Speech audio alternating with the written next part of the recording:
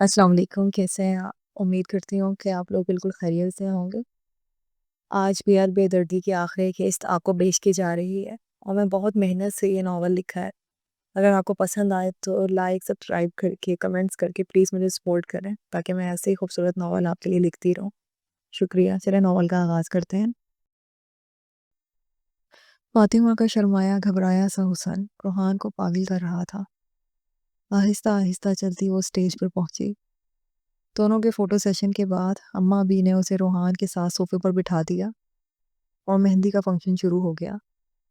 DJ start कर दिया गया और खूबसूरत बैकग्राउंड म्यूज़िक में सारी रस्में अदा की जाने लगीं।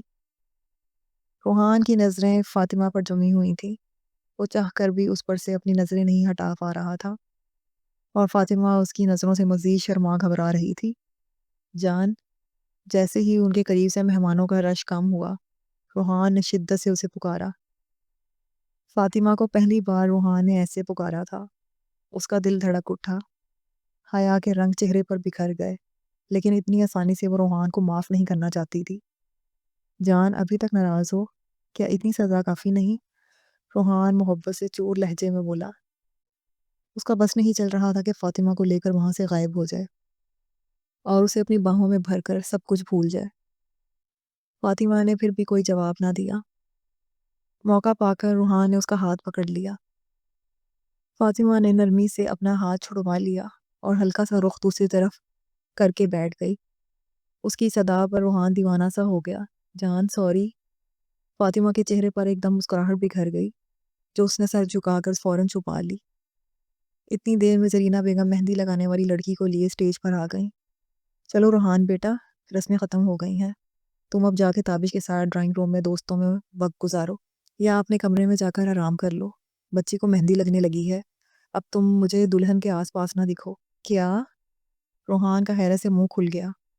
अरे भाई, कल शादी है, तुम्हें रस्म करने के लिए यहाँ साथ बिठाया था। इसका मतलब ये नहीं कि तुम दुल्हन के साथ ही चिपक कर बैठ जाओ। बैठे रहोगे। अब जाओ, औरतों का फंक्शन शुरू होने वाला है।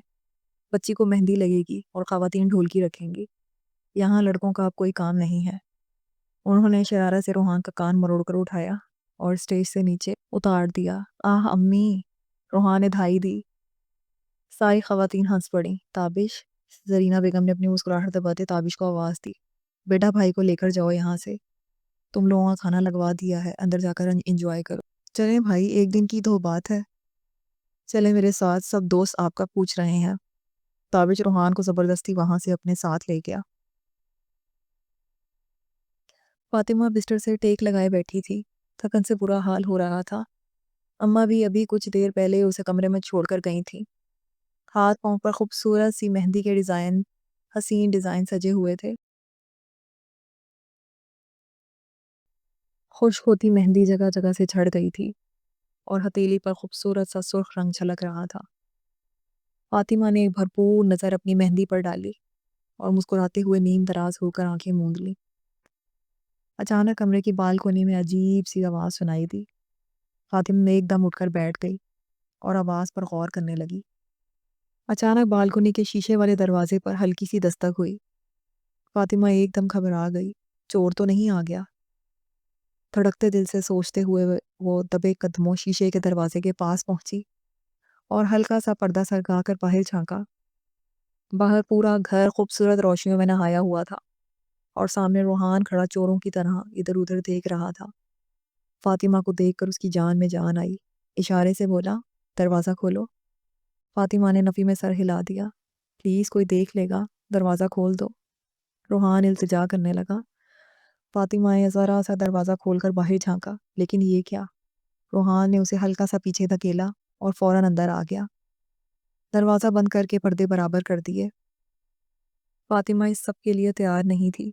वो हैरान परेशान सी पीछे खड़ी रूहान को देख रही थी। आप यहाँ क्या कर रहे हैं? जाएं यहाँ से।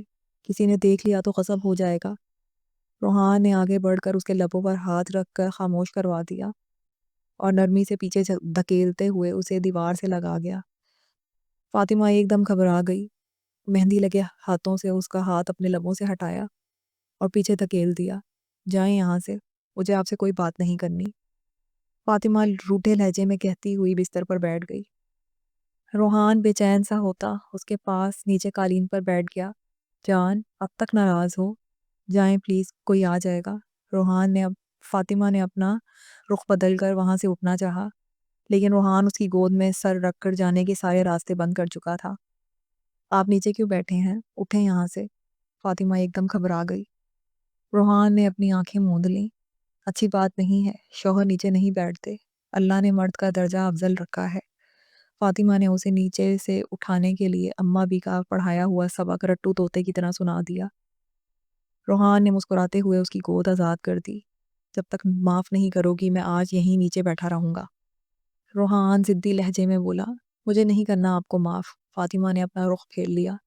جان اس نکاح کی کوئی اہمیت نہیں تھی، اس لیے کبھی قریب نہیں ہوا۔ میں تمہیں دھوکہ نہیں دینا چاہتا تھا، میں ڈرتا تھا کہ پریم کی طرح تمہیں بھی کچھ نہ ہو جائے، اسی لیے سچائی بتانے میں دیر کر دی، اور یہی میری غلطی تھی۔ تمہیں اندھیرے میں نہیں رکھنا چاہیے تھا، لیکن میں تمہیں کبھی بھول نہیں پایا۔ تم مجھے بہت اچھی لگتی تھی، لیکن میں نے کبھی تمہارا فائدہ نہیں اٹھایا۔ تمہیں جتنا بھولنے کی کوشش کرتا تھا، تم اتنی ہی میری سانسوں میں بستی چلی گئی۔ بہت چاہتا ہوں تمہیں، تم سے ہی میں نے محبت کرنا سیکھی ہے۔ تم ہو تو روحان ہے، تم نہیں تو میں بھی نہیں۔ فاطمہ نے اچانک اس کے لبوں پر اپنا ہاتھ رکھ دیا۔ روحان آج پہلی بار شدت جذبات سے اپنے پیار کا اظہار کرتا چلا گیا، اور فاطمہ کی آنکھوں سے ساون بہنے لگا۔ سارے گلے شکوے آنسوؤں کے ساتھ بہہ گئے۔ دل کا بوجھ ہلکا ہونے لگا۔ ایک شرط پر معاف کروں گی، فاطمہ اچانک اپنے آنسو پونچھتے ہوئے بولی۔ کیا؟ روحان کا دل دھڑک اٹھا۔ زندگی بھر صرف میرا بن کے رہنا پڑے گا۔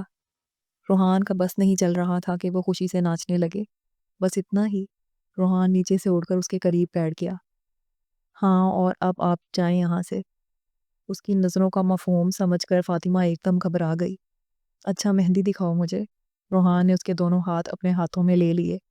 خوبصورت مہندی سے سجے ہاتھوں پر روحان بے تابی سے جسارت کر بیٹھا۔ شرمائی گھبرائی فاطمہ اپنے ہاتھ چھڑانے کی ناکام کوشش کرنے لگی۔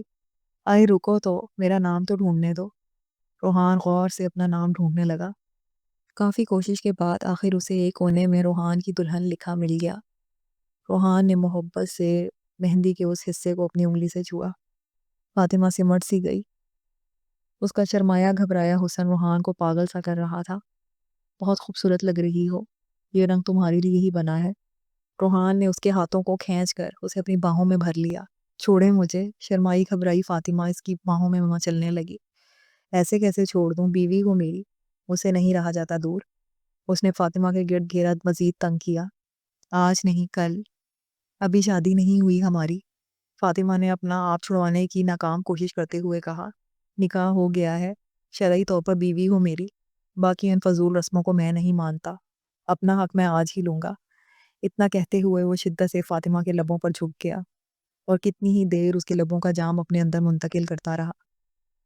آہستہ آہستہ وہ فاطمہ کے کو بستر پر لٹا چکا تھا، اور خود اس پر پوری طرح حاوی ہوتا بوسو کنار کرنے لگا۔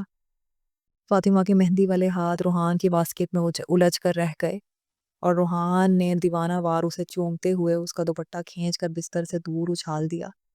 روحان اس کے کان کو چومتا ہوا اپنے ہاتھ فاطمہ کے جوڑے پر لگے موتیے کے گجرے پر لے گیا، اور دیوانہ وار کھینچتے گجرے کے پھول بستر پر بکھیر دیے۔ فاطمہ کے بال جوڑے سے آزاد کرتے وہ اس کی گھنی زلفوں میں کھوسا گیا۔ اس کے بدن اور بالوں سے اڑتی اپٹن مہندی اور پھولوں کی خوشبو نے اسے پاگل سا کر دیا تھا۔ فاطمہ کی گردن پر اپنی دیوانگی اندھیلتے وہ کئی نشان اس کو محبت کے تحفے میں دے چکا تھا۔ فاطمہ بکھری سانسیں لیے اس کی باہوں میں تڑپ رہی تھی۔ روحان بس کر۔ روحان نے اسے مزید بولنے نہ دیا، اور اس کے لبوں کو اپنے قید میں لے لیا۔ فاطمہ کا شرارہ روحان سے بری طرح الجھ چکا تھا، لیکن اسے کسی قسم کا ہوش نہ رہا تھا۔ فاطمہ اس کی ہو گئی تھی، اسے اپنی محبت مل گئی تھی، یہ احساس ہر شے پر غالب تھا۔ کمرے میں کتنی ہی دیر دونوں کی الجھی بگڑی سانسوں کی آواز گونجتی رہی۔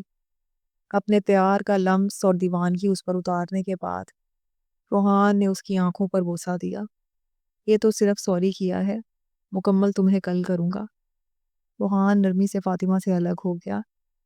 فاطمہ شرماتی ہوئی اٹھ بیٹھی اور اپنی شرٹ ٹھیک کرنے لگی۔ اس کی جھجک محسوس کرتے روحان نے اس کا دوپٹہ اٹھایا اور واپس دے دیا۔ فاطمہ نے فوراً چپٹ کر اچھی طرح خود پر پھیلا لیا۔ روحان مسکراتے ہوئے حیران نظروں سے اسے دیکھنے لگا۔ اتنا شرما رہی ہو؟ ابھی تو میں نے کچھ بھی نہیں کیا، حتیٰ کہ شرٹ تک نہیں۔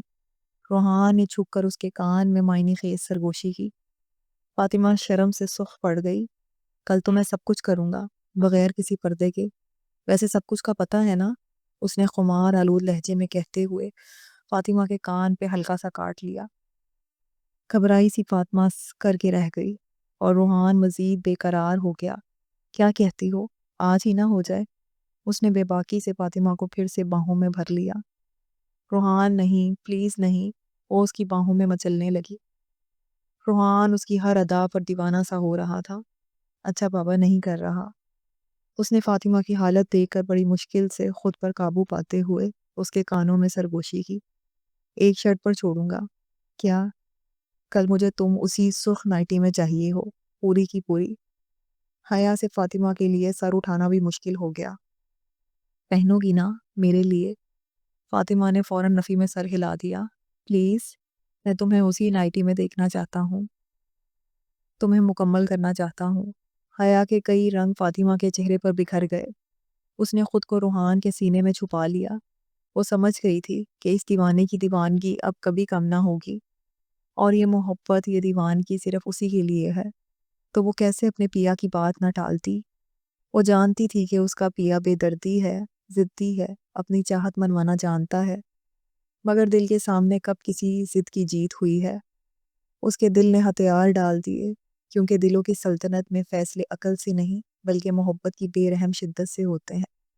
اور وہ کیسے انکار کرتی، جبکہ اس کی سانسوں کے ہر اتار چڑھاؤ میں، اس کے وجود کے ہر کونے میں صرف روحان کا نام گونجتا تھا۔